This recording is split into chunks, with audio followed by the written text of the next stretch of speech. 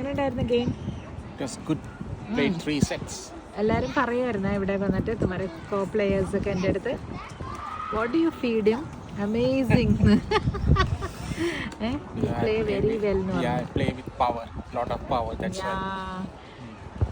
ഭയങ്കര ഗ്രേറ്റ് ആട്ടാ. I admire your way of living. You very disciplined like your mother അല്ലേ? അന്ന് മുതലേ പണ്ട് മുതലേ അമ്മച്ചിയൊക്കെ അങ്ങനെ ആയിരുന്നോ? 5 മണിക്ക് എണീക്കോ? We were having colony life. So മലയാളത്തിൽ പറ. അത് കഴിഞ്ഞിട്ട് പറഞ്ഞ 5 മണിക്ക് എഴുന്നേക്കും. 5 മണിക്ക് എണീക്കും, സ്കൂളിൽ പോകും.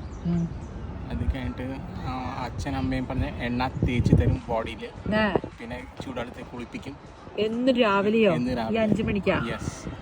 അത് കഴിഞ്ഞിട്ട് വെറുതെ യൂണിഫോം, അങ്ങനെയായിരുന്നു ലൈഫ്. അവർ സമ്മതിക്കണം വേണ്ടത്. ഓൾ 3 ഓഫ് യു കേട്ടോ. ലൈക്ക് അവരത്രയും നല്ലപോലെ നോക്കിയിട്ട് നിങ്ങളെ discipline ചിൽഡ്രനാണ്.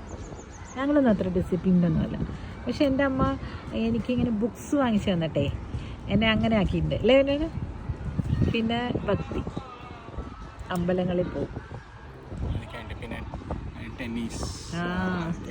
You should always thank Papa for this. പോയില്ലെങ്കിൽ ചീത്ത പറയും. അത് കഴിഞ്ഞിട്ട് എപ്പോഴും ആസാമിലായിരുന്നു. ആസാം എപ്പോഴും മഴയായിരിക്കും. So we used to look at the sky waiting for the blue patch. Blue patch കാണാൻ നേരം ഭയങ്കര സന്തോഷമായിരുന്നു. ടെന്നീസ് കാണുന്നത്, ടെന്നീസ് കളിക്കും. Then after tennis we used to go very proud no ingane is swimming pool. അത് കഴിഞ്ഞിട്ട് table tennis കളിക്കുമായിരുന്നു. അതൊക്കെ വീട്ടിൽ വന്ന് പിന്നെ പഠിക്കും.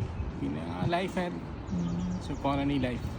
So we were not exposed to the outside, you know, the world. I mean like really അതുകൊണ്ട് നിങ്ങൾക്ക് disciplined. കുറച്ചൊരു നൈവാണ് നിങ്ങൾ 3 പേരും. അതെ, നൈസ് ചിൽഡ്രൻ.